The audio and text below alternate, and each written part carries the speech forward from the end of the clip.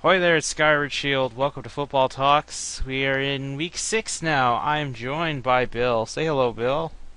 Hey! And this time, well, I don't know how to feel, but there's always one good thing. The Patriots usually know how to put a smile on my face. About the only smile we're getting anytime soon. Yeah. So, anyway, Oh, gosh. Houston had a Thursday night game. I don't know how they blew it. I don't know why, but okay. I guess I should just bury. I had Houston buried 6 feet under, and I already told you I had Detroit buried 600 feet, Yep. and now I have the Houston Texans buried 700 feet. They don't Ooh. deserve to come back. They just don't. I, Ooh. Bill, Houston, in the power rankings I saw today, Houston barely didn't make the worst team because that went to the Lions because of record alone. Ugh. Oh, jeez. I don't understand. I don't understand, Bill. What is going on with Houston? So that's where we'll start. Actually, Houston had their first of two primetime games, and one of the Houston Rockets players, I forget his name, he showed up that game. It's like, you know what? You may as well have brought the whole team to maybe change things around because it everything felt as if. Well, let's put it this way: Matt Hasselback, who was sick the other day, actually expected not to play and was hoping not to play today, had to, and the led the Colts along with Andre Johnson to win. Andre Johnson scored 2 touchdowns. Frank Gore scored one. They just made mincemeat out of the Houston Texans defense, which on paper could have been a top 5 defense. And that's Yep. not even the biggest news. The biggest news is that we've switched again. Hoyer is in again because of, well, he did okay until the end. He's literally Hoyer. He, as you would expect him to do. He did a very Hoyer thing. Instead of throwing the ball away, because this wasn't a fourth down. This wasn't like 4th and 3. It was 3rd and 3. And when I look back at the replay, Foster was actually open. You still would have got a first down, which I guess he couldn't. I don't know how he didn't see, since he knew a guy to the right of him, which was the direction Foster was at. He could have seen Foster was open. Oh, jeez. Hey, Bill, Oh, you alright? yeah. Oh, okay, just wondering Yep. if what happened. But so Bill, did you happen to catch anything from this game? Because there is some good I want to mention, but I just want to get a little bit of negatives out for now, so we can end it on a positive note, maybe. Yeah. Well, I caught that Andre Johnson was really fired up, and I felt like the Indianapolis Colts were force-feeding him the football to just sort of shove it in the Houston Texans' face. And Andre Johnson just came back in October to haunt his former team. It was the perfect Halloween gift towards the Houston Texans from the Indianapolis Colts. Because All right, really, Bill. Can I stop you for a second? Everything's acting up again. and yet they still somehow managed to secure a victory against a very talented defense. And I'll tell you what, one of those Jadeveon Clowney tackles on Frank Gore, that dude's a beast. He pulled him down with one arm.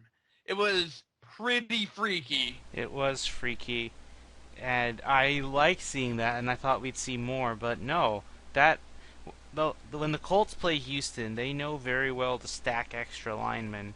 You would think that because of that, that means you could possibly put more people in the secondary to cover T.Y. Hilton and Andre Johnson. I think that's what Houston's gonna have to learn.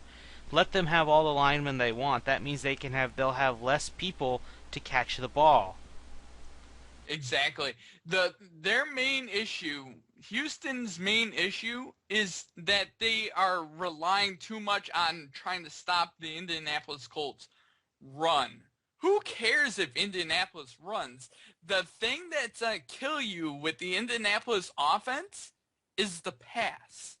more you play the pass, the more you're going to win against Indianapolis. All the great teams do it, and I think you're going to see it with New England this week, which is a spoiler. New England plays Indianapolis. Uh, new, you're going to see all the great teams. They want to take away what you do best, and what Indianapolis does best is throw the football. Yes. And I again, Hasselback played like he was 30, which Yep. is crazy, and he was sick. Was in the Yep. ER 2 days before. It's quite disgusting. And I'm not just talking about the virus, but Right. he. Okay, so let's go to the other side. Let's talk about Houston. Let's get Yep. let's talk about the first thing. Mallet got switched not because he played bad, because he did throw a pick. But I actually, when I look at it, the ball wasn't thrown as fast. I think he was trying to learn how to do screen plays instead, because that's the one criticism he gets. He could throw a good deep ball, but he can't throw a bubble pass, or a screen pass. And if he does, he throws them way too fast. He threw it at a good enough speed, but Foster just didn't catch it. His arms were up too late. He got Yep. tipped, and he got picked off. Yep. And that's the major issue, is that Malik got removed. Yes, And but did the he? the Houston coaching staff is not sticking with one quarterback. We should mention why he got switched. He got switched because of what happened on one play. He got hit around the side. I'm surprised there was no roughing the. I think there was a roughing the passer. I don't think there was that one, but he got hit on the side with the helmet. He got the wind knocked out of him.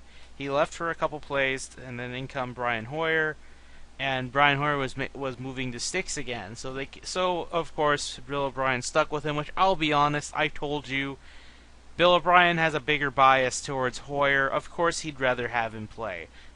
And the only reason Mallet was always playing was because that's what they've been pressuring him on. It's like, Hoyer's playing bad, but of course I mean, Hoyer did okay. I'm at the point where I don't fucking care anymore, because I just want both these guys out at the end of the year. I'm already saying they're yeah. both not good. Uh, Fuck what Bob McNair thinks about the whole. We don't need a super quarterback, just a strong defense to win games. Because clearly that does not work. It didn't work 2 years ago. It almost worked last year, but I still wouldn't call it a success. And it Right. most certainly isn't working this year. Because if that were Well, the case, the Browns and the Raiders would have made the playoffs so many times in a row last year with that mindset. Because they've had and the Jets. Let's add the Jets and the Bills too. Because they didn't have great quarterbacks for a long time, and with that logic, they should have been in there all the time. But no, yep. that's not the case. Think of when Houston was good. They had Andre Johnson at peak performance. They had Arian Foster at peak performance. They had Matt Schaub at peak performance. They just had an emerging J.J. Watt, and they had Brian Cushing. What side of the ball was the better side of the football? And it was the offensive side was the better side of the football than the defensive side when they were going 13-3. So that disproves that theory of defense, because the NFL nowadays is not built or predicated on defense. You have to score points. And if you don't score points, you're going to lose every week. Yes, and like I said, just get these two out of here at the end of the year. May as well have bodies in, because I would say, well, let's get Tom Savage to actually try. At this point, these two suck. Let's get him in. Oh, but that's right. He's on injured reserve because of a dirty play by a Dallas Cowboy in the preseason. No, that wasn't Yep. Greg Hardy that hurt him. This was like the third and Nope. fourth stringers. But, so he was out. So he's out for the whole season. I may as well. I say just keep him because he's still young. He has clearly a better ceiling compared to the other two. Don't know how high that I, is, but he has clearly more room to grow and learn than these other two, who've already had I most of their mean, shit learned, ingrained in their minds. Mallett's been in the league for a few years, and so has Hoyer. So they're about as good as they're done be. It's you if you're gonna stay on the bench and learn, and if you're not doing well after being on the bench and learning for 3 and 4 years, and you get a year or two as a starting quarterback, a la Brian Hoyer, and you're not good, then you deserve to be a backup. That's telling teams you're not starter material. Same with Ryan Mallett. He sat on the bench for 4 or 5 years. He learned, but he didn't learn enough. If you don't know that you can't make NFL touch pass throws after 4 or 5 years being on the bench and then playing for a year, I'm sorry. You're just not cut out to be a starting quarterback.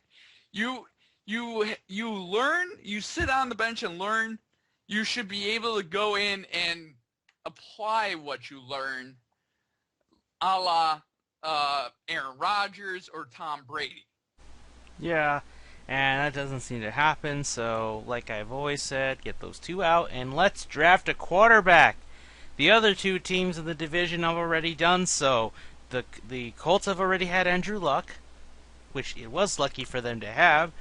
The Jags believe in Blake Bortles, and the Titans just drafted Marcus Mariota. Don't fall behind, Houston. If those two turn out to be great NFL QBs, suddenly and you're going to be the Oakland Raiders in the AFC West, where the other three teams have had good enough quarterbacks and one elite quarterback, and you haven't had one. Haven't had a good one. I'm not saying now, of course. I mean the Raiders of the past, like pre-Derek Carr, because they believe he'll be the one, which I actually agree.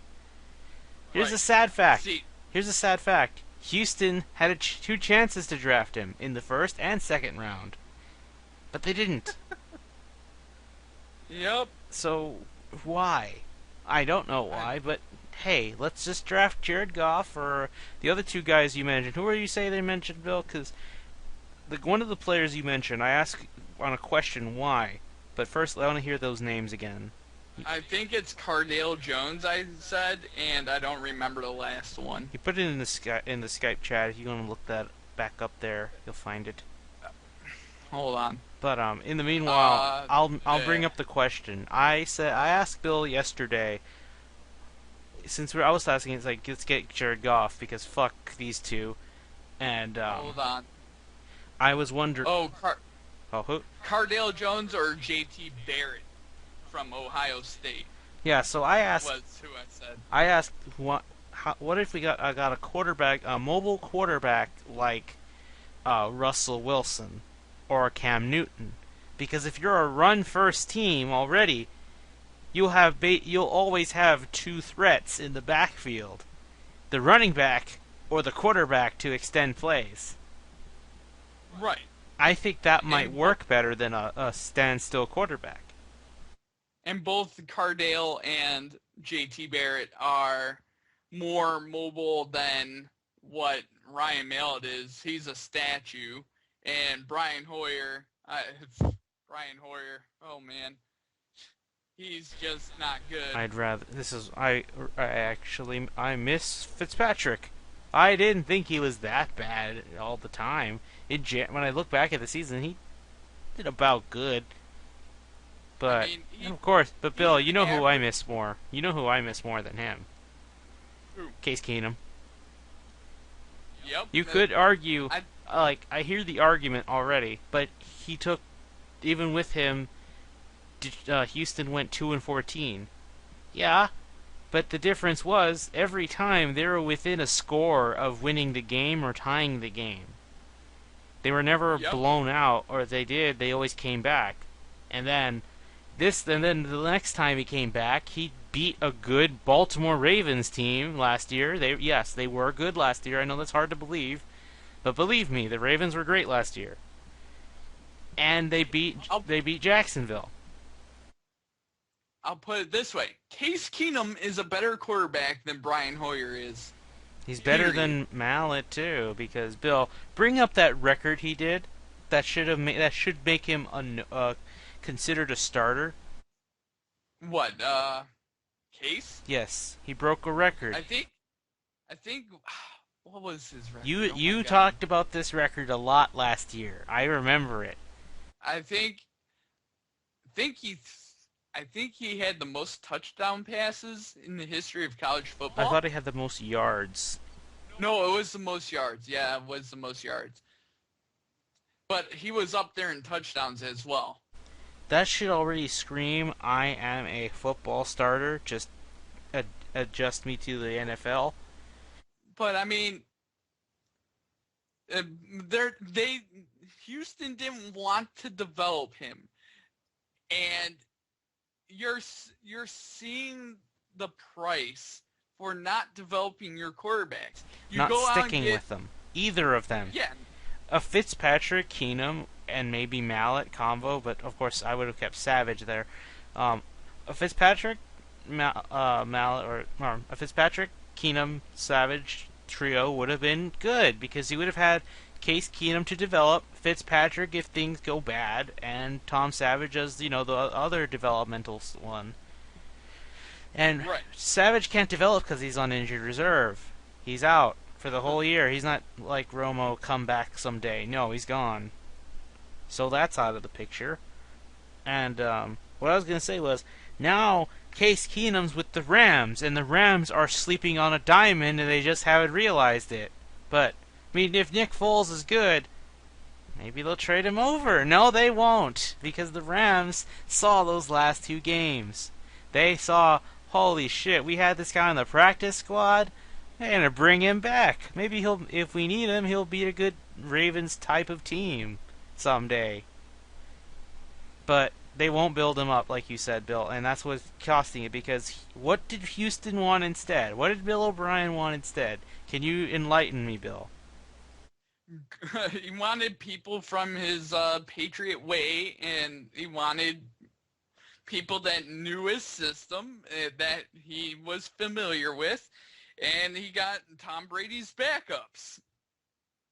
that's that's basically it. He got Tom Brady's backups instead of going and developing your own quarterback and turning him into a Tom Brady. You went and got I'll. They were in New England. They were Tom Brady's backups. That's good enough to start in the NFL. Yep. Sadly, I don't know what to do anymore with them.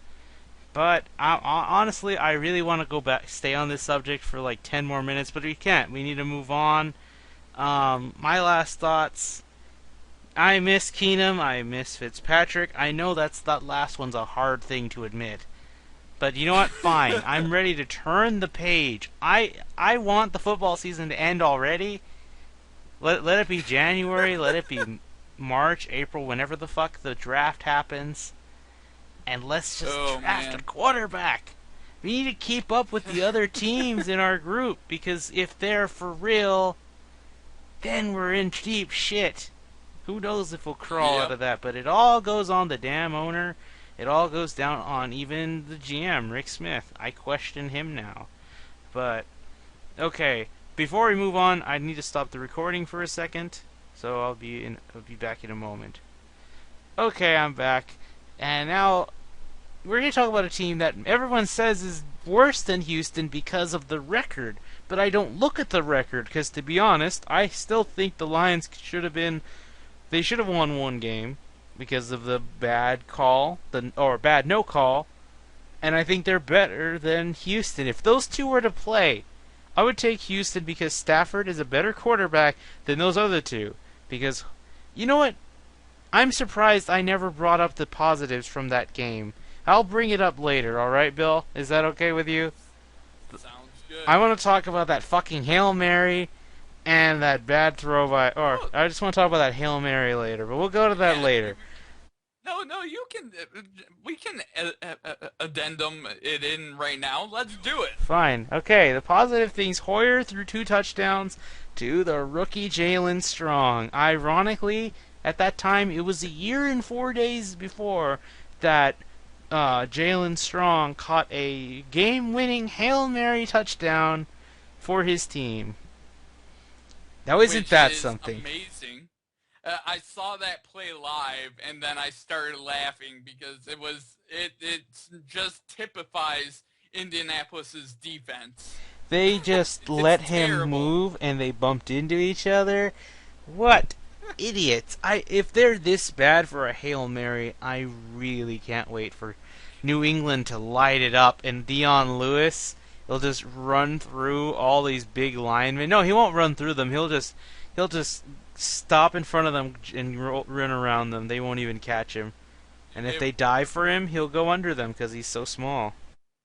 it just shows even a garbage quarterback like Brian Hoyer can throw a Hail Mary touchdown pass against that defense. They are in some serious trouble. I've buried the AFC South. They will not. None of those. Even if one team, no matter which team gets in, they're going to lose in the first round to whoever shows up. Unless it's some team that should not be there, which I don't think there will. Well, actually, no, I don't know. This season's so weird. Anything can surprise me. Maybe not really. Well, when it comes to the AFC South, no. But anyway, so and then another one. I don't know if this was a blown pass, but I don't think it was. I think it was intentional where Jalen Strong ran around DeAndre Hopkins and I think Keith Humphrey or Garrett Graham.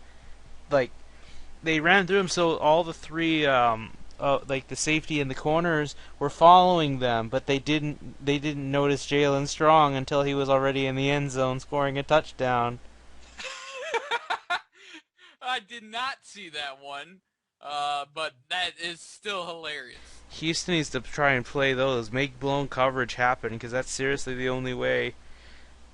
Watch a ball, knowing Hoyer, watch him throw a pick when there's a guy clearly open in the end zone, and just throw one because he's afraid of getting sacked. Yep. It's it was pretty horrible, uh, but yes, that was what I just wanted to mention that, and I'm like, is Jalen Strong gonna become like getting first like better reps? I don't think so because they're clearly going with what's his name, Keith Mumphrey.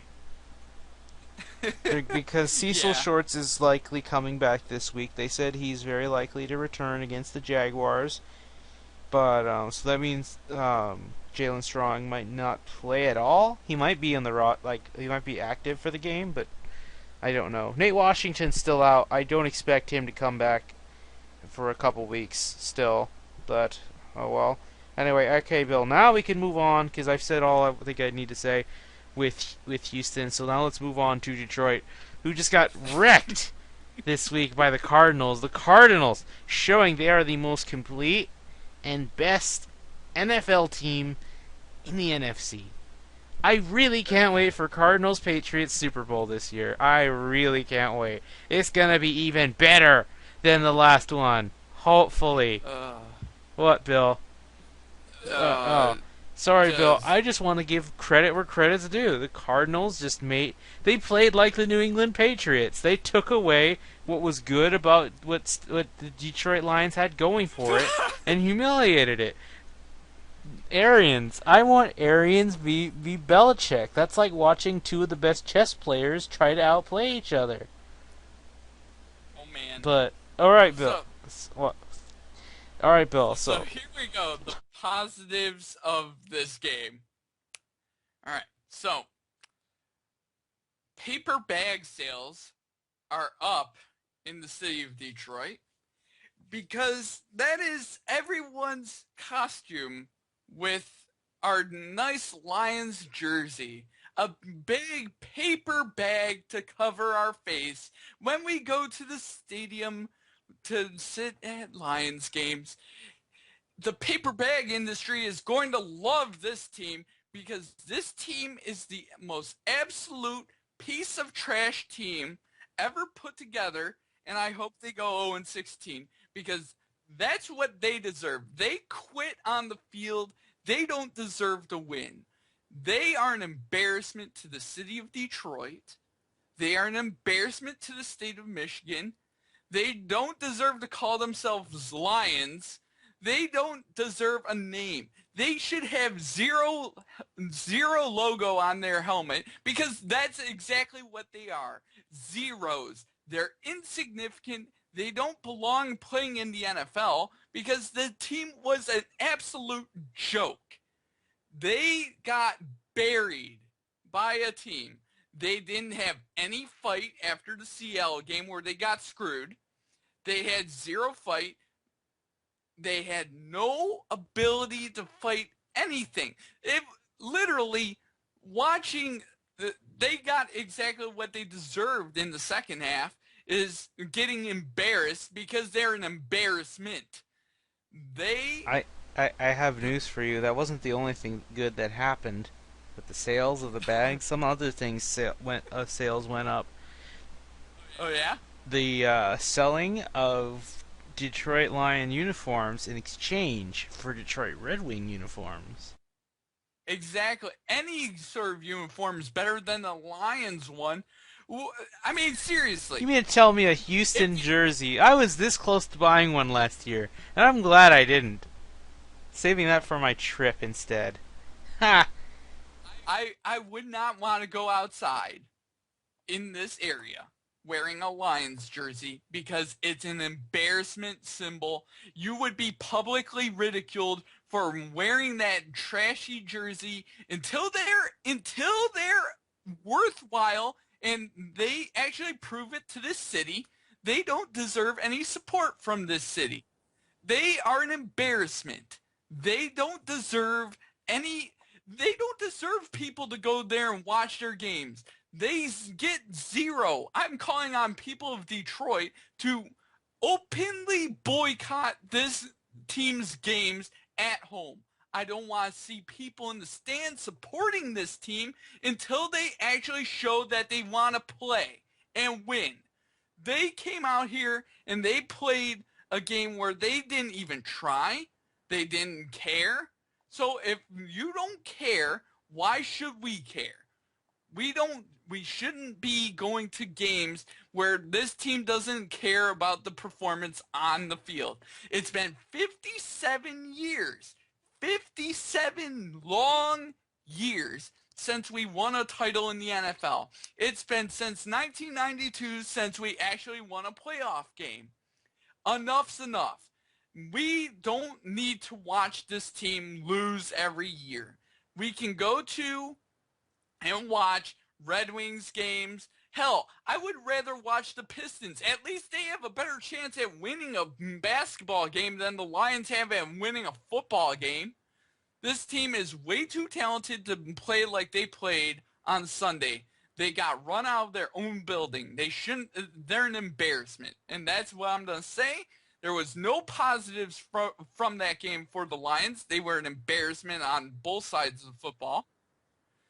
They were an embarrassment on both sides of football. The one lone positive, the one person that actually cares, Theo Riddick. The rest of the team, it's an embarrassment. They set an NFL record for 70 throws. Oh, we're gonna run the football more, And they were right, saying Joe that about Lombardi? Mallet last a couple weeks, saying throwing 50 passes once. Did it again. That's what happens when you have no Joe, run game, Bill. but even if you have no run game, just keep running the football. Maybe you won't get blown out so badly. I mean, you're throwing 70 times, and they say, "Oh well, we're committed to running the football." Yeah, well, show it there, Joe Lombardi. No, you're trying to make us look like we're the New Orleans Saints. We don't have Drew Brees. We got Matt Stafford. Drew Brees is a touch passer. Guess what? Matt Stafford doesn't have touch passing. He has the big cannon arm. You've got to adjust your style to the personnel grouping you have. You have Megatron. He's a deep vertical route runner, and you've got him doing stupid slant patterns all over the place? You kidding me? Is there any way we can trade the like what's his name Lombardi to some other for some other coordinator who would fit like because look the Lions are trying to be a run first team like Houston, but this doesn't work like you're saying because Joe Lombardi is a pass first type of guy. You know what I mean? He would be better off with the team that's more pass happy, like let's say the Chargers with Phillip Rivers. They usually throw the ball more than they do run it. There's a transition now, of course, since Phillip Rivers is getting old, and now they got Melvin Gordon. But Right. I'm using that as an example. Like say the Chargers from like 3 years ago, and they threw the ball a lot more. That would fit or something. But they need someone like okay. I've had so many scenarios if like the season ended now and if certain coaches got fired. Like here's the ones that I know would get fired if it ended like this and the percentage say you get like the .500 and shit like that. Yeah. Like you get their percentages now and say that's what they'll be when they end the season. If that happened, I would see Caldwell going. I would see well Philbin's already gone, but we'll count him anyway. Um, Sean Payton will be gone. In fact, Sean Payton might want to go to Miami, so that'll be interesting. Jim Harbaugh would be or John Harbaugh will be gone. That's John Harbaugh, right? Yeah, it's John Harbaugh. Okay, John Harbaugh would be gone. Or who else would be gone? Fisher for the Rams would be gone because he's already on a short leash. And maybe Bill O'Brien. Maybe Bill O'Brien. That's the only one I'm not sure about because the owner, Bob McNair, also gives a lot of a long ass leash for his coaches and staff. I've noticed that's also a big trend with him. I guess that's why people like him. I don't know. But Who else? Did I say Caldwell? I think I mentioned Caldwell, right? yeah. Yep. Yes. So But basically, all of them would be gone. And here's where I see what might happen. I see Sean Payton going to Miami. I see and Chuck Pagano. I forgot Chuck Pagano. He's going no matter what. Even if they win a Super Bowl, like they blow out the other team, like 50-0, Chuck Pagano's still gone. They just don't like him anymore. Whatever. So John Harbaugh, I could see either going to college. He would be a genius there.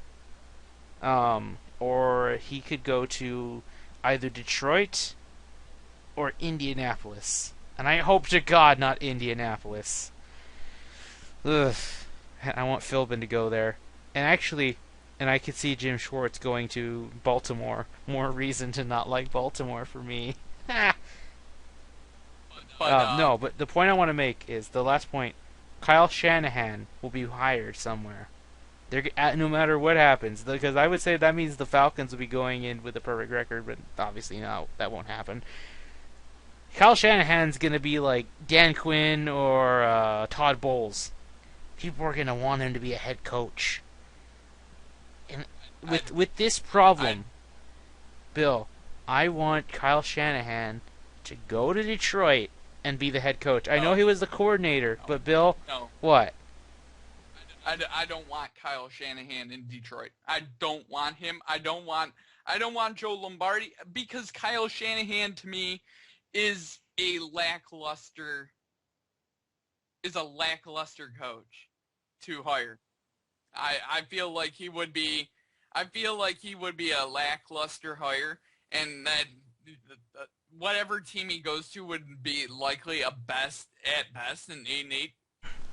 So how the hell are the Falcons 5-0? The Falcons are 5-0 because they have Dan Quinn. Then where should he go? Houston? Kyle Shanahan? If he went to a run first team like Houston, they're suddenly great. Like the Browns, were better on the run game because the Browns aren't that great in the run game anymore because Kyle Shanahan ain't there, and that's where he belongs with the run first team. That's why I say Yeah, Detroit. I'm more of a John Harbaugh fan in Detroit, I and you just make don't see as him much going of a there. Like the only way I can see it happening is if the the um, the Colts make the playoffs and they actually last a week or two in there because if John Harbaugh knows Chuck Pagano's going and he wants to go to Indy, which he knows I could make this team a Super Bowl team because okay, Bill, let's be real. Between those two, any other coach, who do you think they'll pick between the Colts and the Lions as a super like I can make this team into a Super Bowl team? Which one will they go with first? Get your you could you could make the case for both teams because they both have the exact same practically personnel. yeah, but you know who they're gonna I mean, pick? They're gonna pick the Colts because a young quarterback who's proved himself to be great, to be an elite QB. I mean, Matt Stafford is no slouch. He threw for 5,000 yards and a he isn't lot a of slouch, touchdowns. but the rep for Andrew Luck is much more better from a coaching perspective And than Stafford. Andrew Luck is just Matt Stafford in a different skin, and he throws a lot of interceptions. He's not Peyton Manning. They keep trying to compare him to Peyton Manning, but he's not Peyton Manning. He's a Matt Stafford type player, just with better touchdown numbers. Yeah, I get that, but I'm just saying the only way he won't go to Indy is if he stays in the playoffs for like a I week or mean, two. I mean, to be fair, you could sell. I don't think John Harbaugh is going anywhere, but overall, back to Detroit. And this is the last thing I'm going to say about them because they're an embarrassment. Is that they need to work on all areas of the game. All areas of the game need to be worked on, and Golden Tate needs to shut his mouth and not call out the fans because the fans are fed up and sick and tired watching a losing team. Golden Tate, how about this? How about you don't quit on the field and you actually play the game really hard and give it 100% before you call out the fans and say that we're not supporting you. How about this? Give it your all, shut your fucking mouth, and play. There you go. Now go out and win a game before you start talking shit. Hmm. There you go. And we can move on. Like the last thing I'll say, Detroit. I expect to win this week, but that's what I thought about Houston last time. But like I said, Houston's the worst team between these two. Isn't it crazy how a lion and a bull, considered the most intimidating animals in mankind's opinion, are the worst teams in the league? The Texans are the Lions of the AFC so far. They've been the Lions of the AFC. Made the playoffs a couple of times. Even considered a Super Bowl team at one point, but obviously they come to disappoint. But, Bill, if you're saying Detroit's the worst team, are you telling me if these two teams were to play right now, Detroit would still lose to Houston? I don't think that will happen. I think Houston will falter. I'm giving them an 0-16 record, and until they prove to me otherwise, but I'm not counting the are, record for if these two played and it counted as a record. Just saying these two teams had an right exhibition match. Who would win? Right now, the Lions are quitters, and Houston can't when a team quits, anybody can beat them. And Texans would easily stomp the Lions because they're quitters. I have to disagree because the Houston defense never shows up. At least you guys got J.J. Watt. You guys have Megatron. The offense quit, and when they quit, they're losers, and they're losing, and they're losers. And until they stop quitting, the Texans would beat them every day of the week. They're quitters, and they need to. I'll say Texans every We day of are, the week but we until have the our end of the year. completely opposite sides of the boat where we both buried our team so bad we'll think every other team will beat them. Which, Exactly. but I am saying Houston should have been. They shouldn't have beaten the Bucks, but that's the only time the I'm defense not. actually showed up a little bit. I'm not. I'm not picking the Lions every game of the year this year.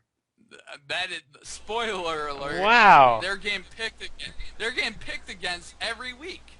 Oh God. That's how. That's how I've irritated I I'm am with only the Lions. I'm only I'm only picking the games that I think that I know Houston will win. Otherwise, if I have any shred of doubt, I will follow it. I want the players to be embarrassed about how bad the team is. I want them to be another embarrassment. All right. Well, Bill, let's move on to a team. Well, one that's an embarrassment, though, really is not their fault, and one team that's just making everyone into an embarrassment. New England Patriots came to Dallas, and this would have been the best game of the year so far if Romo and Dez were around. But no, they're not. We had Brandon Weeden, who is now benched for Matt Castle, who we'll be seeing in 2 weeks because Dallas now has a bye. A very well needed bye. They could not have asked for it at a later time.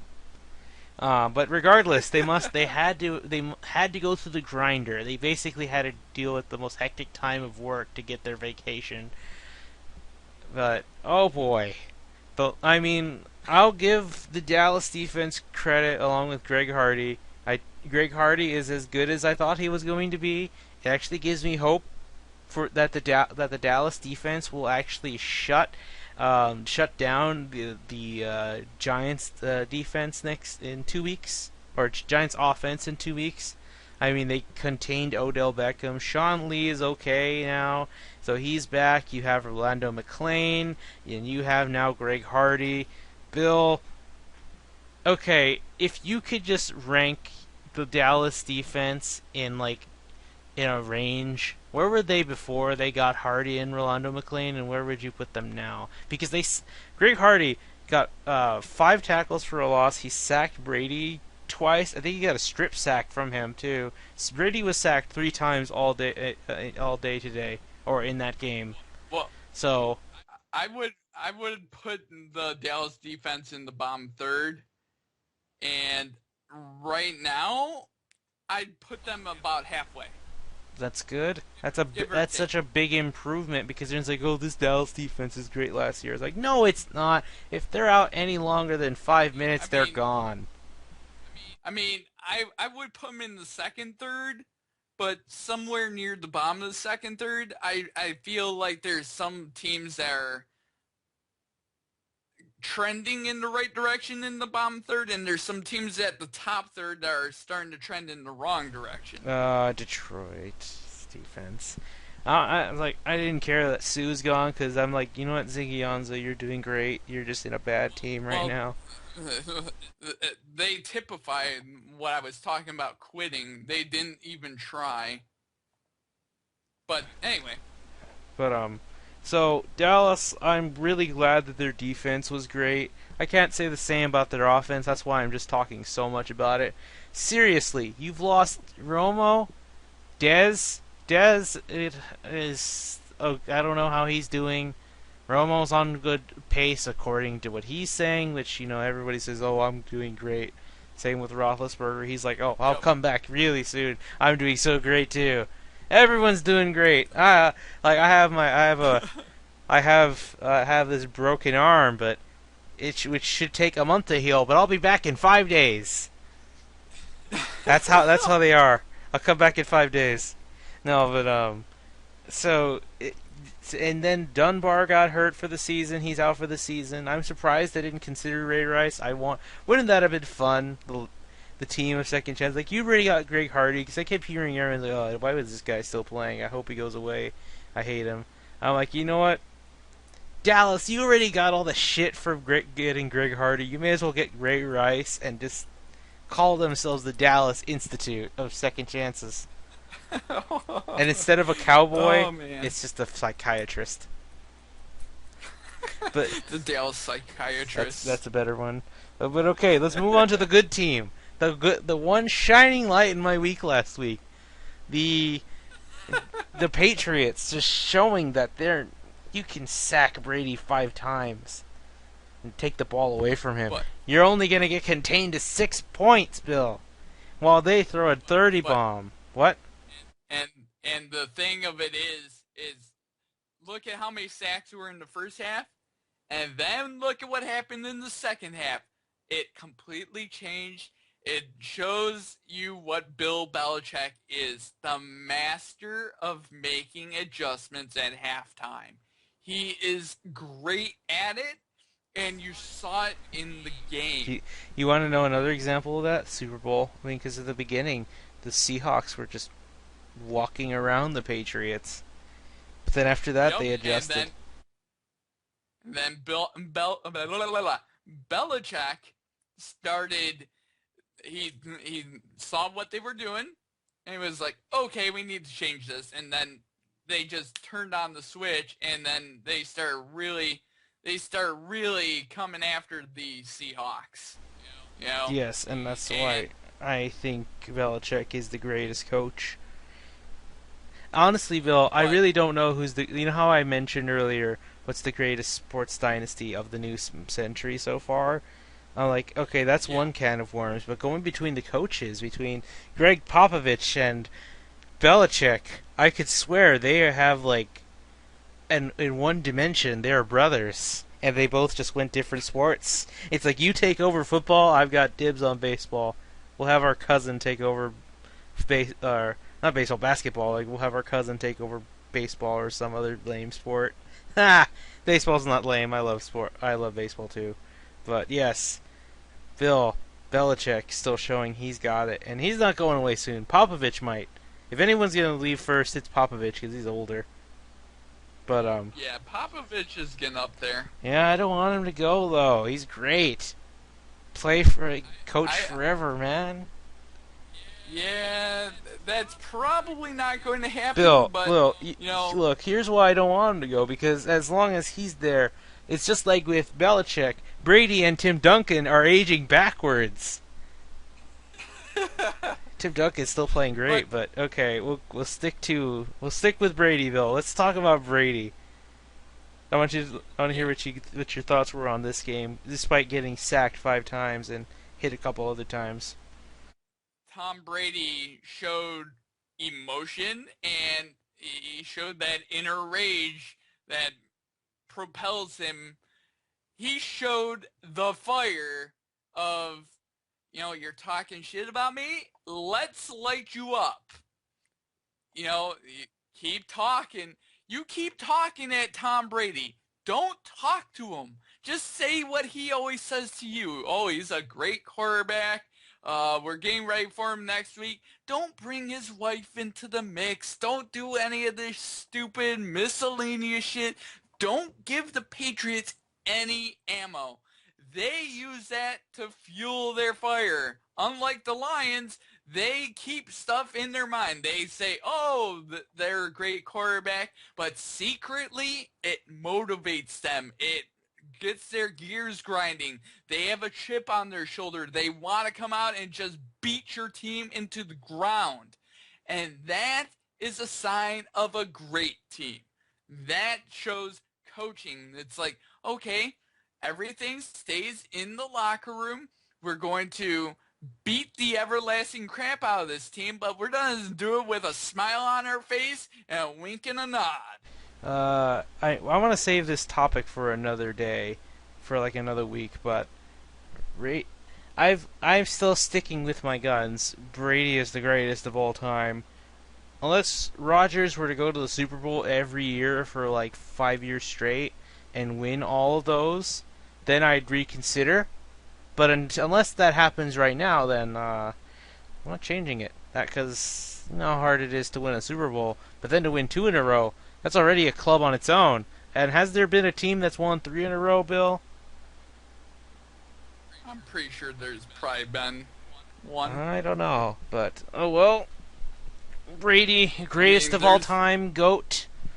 I'm pleased, and Amendola, man, I want to say he's an elite wide receiver, but nobody will give him that credit. I mean, it's hard. I mean, it's hard to be in that list because it's a reserved few. I get that because I mean you have AJ Green, Calvin Johnson, Dez, and Demarius Thomas in that elite tier. He's such a sneaky candidate too. He's got great yard after the catch. He just when he has the ability to run, you can make him into a running back if you want. But they don't, and that's because New England somehow got Deion Lewis and made him into a star. I bet Philly's kicking themselves now because they let him go. I mean, they see talent. They have a really good talent evaluation system, and they see talent and they know talent. They bring out the best in every player, and they also make the best players that they face look at their worst. And I can't wait to see that this Exactly. week. So, Bill, I don't have much to say because I mean, the whole triplets. I mentioned the quadruplets: Gronk, Brady, Lewis, and Amendola. I'm Amendola. Edelman. Was it Amendola? I think Yeah, it's I'm talking Edelman. about Edelman. I think no. Yeah, it's Edelman. Edelman's a good short receiver. That's who I was I talking about, mean, Edelman. I can't believe I yeah, don't know how I keep mixing up their names. I think he actually he's it's having an Ask Me Anything on Reddit today. I would have asked him, how come you're not considered an elite wide receiver yet? Because seriously, the dude is the probably one of the best yards after catch players right now. I'm gonna stand I by that the mean, whole season. The he fills that Wes Welker role perfectly, and he's a small player and he's very built in such a way that he's not going to get hurt. Do you think he's better than Wes Welker? Because Wes Welker, his biggest weakness is Yes. he's not good for the clutch. He's like the Brian Hoyer of wide receivers. Do not put the ball in his hands for the final minutes of the game. He will fuck it up If for you. He will. He'll find a way to fuck it up. if you want to lose a Super Bowl, have Wes Welker on your team. He's 0-3. Yep. Well deserved. Well deserved, Bill. So, Seriously. I mean, but Edelman is way better version of Wes Welker. He's more clutch of a receiver. He's just overall a better receiver than Wes Welker was and is. So, uh, Edelman it deserves to be part of the quintuplets or the I quadruplets or mean, if you want to whatever. make Amendola part of this, go ahead. But he's having a quietly okay season. You're not mad about. I'm not mad about that. I would say look, I wouldn't say Amendola. I would say LeGarrette Blunt would And be that's part of the because Brandon LaFell quintuplets. ain't back either. Just imagine when they get LaFell back. It's an embarrassment of riches for the New England How Patriots. just what could possibly just what could possibly stop shut down all three? I mean, Denver maybe. I don't know. Like I said, New England. We both agree that New England has a way to make you look at your worst. So, And with that, Peyton Manning's never looked good against Patriots defense. seriously, I think when it comes to that game, I think the defense will win the game for both sides, and I think New England's defense will win just by picking off Peyton Manning and taking it to the house. But Oh man, anyway, Bill, on that note, is there any other games you want to take a look at before we go to the picks? Because there were three overtime games this week. The Washington football there team was actually kept things interesting against the Falcons. yeah. I My game that I want to really focus in on is the Oakland Denver game. And I know it was a 16-7 game, but really it was a really close game, and you can see how the Raiders are growing. But the great thing is that a Hall of Famer picks off another Hall of Famer. Charles Woodson got two He got his interceptions wish. of Peyton He Manning. got his wish, man. Yep. On his birthday, picks off Peyton Manning twice. I wish he would have asked for a win, though. Yeah, but I mean, they were in the game, and And Derek Carr and them couldn't do considering the much. yeah, considering the previous history of getting blown out by Denver, this is a step in the right direction. It shows that the Oakland Raiders are coming, and they are coming for the crown eventually. It's going to take some time, but they have three good players, and that defense is starting to believe. By the way, I should note this. The Oakland Raiders went 1-6 in their division, or 1-5 in their division last year. I actually expect them to go 3-3. The black hole grows hungry, and it will feed. It will feed. So if my prediction's correct so far, I can guarantee the Oakland Raiders would have 5 wins no matter what, and that's because I'm not counting the other teams they're going to be playing later. But Right. one game I want to talk about is the Steelers game because they learned from their mistakes and gave the ball to Bell when you needed to. And I've Yeah. buried the Chargers. Poor Phillip Rivers signed an extension for nothing. Should have went to somewhere else. I don't know. I mean, I don't know where you'd go, but I mean the Titans wanted you. You know who probably wanted him? Chip Kelly. Bet he could use him honestly, but because somehow, how did Philly get 39 points in a game where, if Sam Bradford didn't get those 2 picks in the red zone, it would have been 63 to 17. That's college. That's college scores right there. That's still a college score. The Eagles are still in it in their division, which is really crazy to think about. They are still in it, and they still have a chance at helping all the other teams in it as well. Yep, I mean, Washington's actually in the thick of it because they beat Philly. And the way things stand, I can see Washington actually pulling another upset against Dallas because Washington's defense, their front 7 is actually a lot better than I thought. Though now their secondary is in deep shit. And well, if Castle and or Whedon actually throw the ball right and get it in their receivers' hands at a good enough distance, they might lose. But Bill, there are 2 more games I want to mention, and then we'll move on. Okay. The Browns. Bill, the Browns. What happened? I thought the Ravens should have taken care of business. But this is why I'm saying I'm a little worried for Harbaugh. Because this is one of those games he should have won.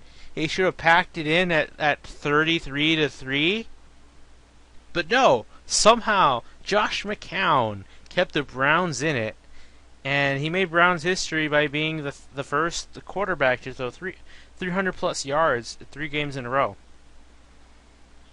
Now, by today's standards, that's not impressive, but that's what you say, Bill. But you gotta understand, this is the Cleveland Browns.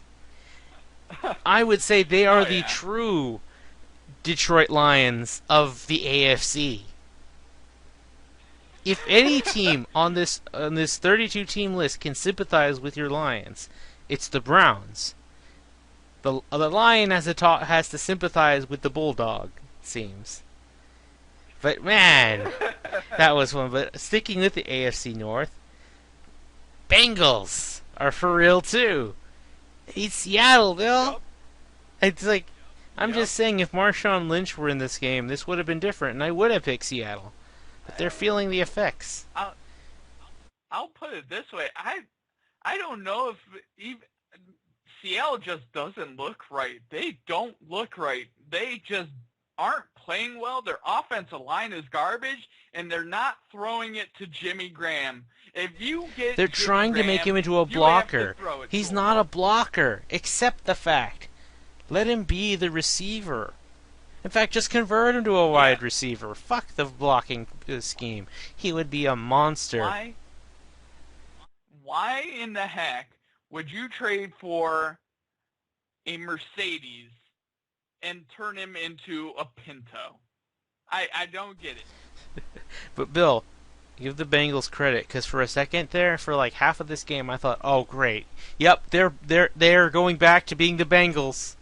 But no, Andy Dalton and the defense just turned things around for them, stopping Seattle to like only 3 first downs in the fourth quarter. Man, I really can't wait for Seattle versus Carolina because then you're just going to see a game where literally there is no defense, there is no offense. It's just Russell Wilson and Cam Newton just trying to run circles around each other because they are carrying so hard. But all right, do you have any other notes on that one? Because seriously, Seattle going down. I'm really hopeful that the Cardinals take it from them. I mean, Andy Dalton is looking really good at quarterback. Red Rifle. He's having a secretly good year. So was Andy Dalton really the next Romo and not Stafford? Because it's feeling that way. Andy Dalton's turning into a pretty good quarterback. He's just taking a while to Bill, develop. we know the true test. It's a playoff game against likely an AFC South team, which, well, if they lose that, I would definitely fire the coach. I mean, Romo constantly got into the playoffs, but now look at the Cowboys without Romo. If you take Andy Dalton off the Bengals, they're not even half of what they are right now. And they're playing a really battered, broken team this week, and that's almost as bad as the Cowboys. But Bill, are you ready for the picks? Am I ready for the picks? I am. All right. Bill, start with Thursday. Thursday night game is the Atlanta Falcons at the New Orleans Saints. I think we both stick with our picks on this one. The Falcons will just punish the Saints. Yep. I am calling for a 40 bomb because it's. I've noticed Atlanta does really good in primetime games. Yeah, Atlanta's not slaughter the Saints. They are going to go absolutely crazy on Pecking them. order. Saints have no defense. Next up, the Washington football team at the New York Jets. This one's a tough one. Honestly, I could say go either way, but I'm going to go with the Jets. Simply put, they had a bye week. They are feeling refreshed. That defense is ready to play mean. This is going to be a mean game. I'm talking a 13-7 type of game. I've got the Jets winning this one, though. I got the Jets also winning. You have Darrelle Revis against Kirk Cousins. Need I say more? It's the Jets. This is that defensive bloodbath you've been wanting, Bill. And it's not even a rival game. Here comes a fun one. The Arizona Cardinals at the Pittsburgh Steelers. This would have been an amazing game if Roethlisberger were back. He might come back. I don't think so, though. I think one more week will be fine. It's a shorter week. Not enough time to prepare. But I've got to go with the Birds, man. Arizona. May as well just say they've clinched the AFC West. These clearly the other teams don't look like they deserve it. I've got Arizona just doing good. This is a shootout, by the way. It's going to have a lot of points. I also have Arizona going and scoring a ton of points on the Steelers. Steelers have no defense. And the Cardinals might play it decently on defense, but I expect a 42-28 game. Something like that. Not sure how Levy and Bell will do, but there is one thing to note. Martavis Bryant comes back today, or on this game. So that you should keep that in mind. Oh, yeah.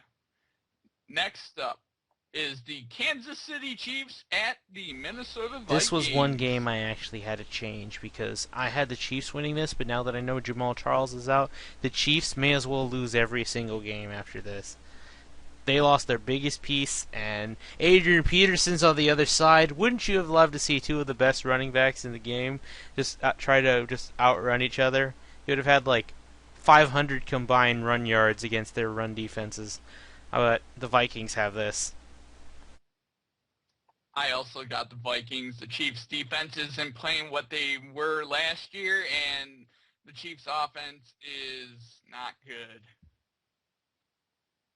Next up, the Cincinnati Bengals at the Buffalo Bills. Bill, the Cowboys team is battered and bruised, but I think the Bills have it a tad bit worse. LaShawn McCoy is out. Um, Sammy Watkins is out. I've noticed he's very injury prone. And now Tyrod Taylor is out for the week with a sprained MCL or whatever it was. Thankfully, he's not out for the season like Jamal Charles.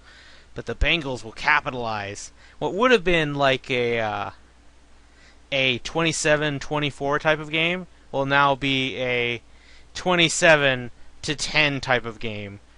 Poor Bills, man. Rex Ryan had a chance to go 4-1, but just now going 3-3. I've got the Bengals staying on top. I also have the Cincinnati Bengals beating the Bills. The Bills are really hurting, and they're in a bad shape in a lot of different areas. And Bengals are for real. This is an example. I think Houston should watch this game too because, well, this is a team that has a great defense still. It's fine, but it won't win them the game because that offense will not be able to do much. Okay, here we go. The Chicago Bears at the Detroit Lions. I actually have Detroit winning this. They should have no trouble beating the damn Bears. Jay Cutler, I know he's a much better quarterback than people give him credit for, but I don't think that'll be enough. The Lions, they would be like what you're saying. They'd literally have to not want to play to let this one slide. This is not a good Bears team. Their defense is not good. They don't even have any wide receiver threats. They just have Forte. If you stop Forte, I think even Houston could beat them. And Houston's defense is shit. I got Detroit. The Detroit Lions will quit in this game as well and won't show up to play. And I've got the Chicago Bears winning 37-0 because fuck Joe Lombardi. Next up, hashtag fire Joe Lombardi. Next up, the Denver Broncos at the Cleveland Browns. Oh, I have Denver just punishing the Browns. Peyton will have his best game of the season because no, go ahead. I also have the Broncos. The Browns. No Johnny Manziel sliding though. No Johnny Manziel just yet. With the way McCown plays, seriously, that the Browns coach is just as obsessed with Josh McCown as Bill O'Brien is with Hoyer. Oh man. All right. So next up, the Houston Texans at Perfect the segue. Jaguars. Phil, here's another game I changed. I had the Texans winning this. But I don't care who's starting. This is not really because Hoyer's starting, but it actually feels better that Hoyer's starting. Because now the Jaguars will win. Blake Bortles is going to get more get better, and oh god, NFL media is going to not stop sucking his dick. Hoyer's going to throw a pick at the end of the game when it matters most. Jaguars going 2-4, and Gus Bradley's locker room is going to explode. You'll hear it. You'll hear them from your hometown, Bill. That's how loud they're going to be. Oh man.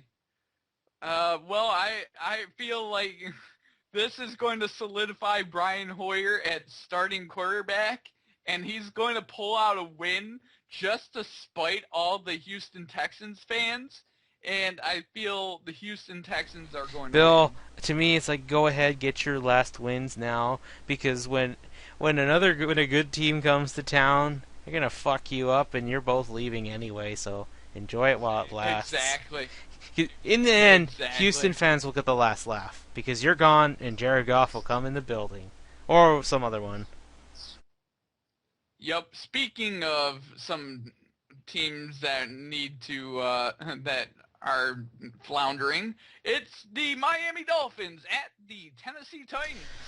Oh, there's no way the Dolphins should fuck this one up too. I want to say that. I'm going with them because I just don't think Marcus Mariota will do that as well. Because when it comes to defenses, he does not play as good as people say. So I'm gonna go with Miami on this one. They cannot go 1-15. I just can't see it. And I am going to go and pick the Tennessee Titans.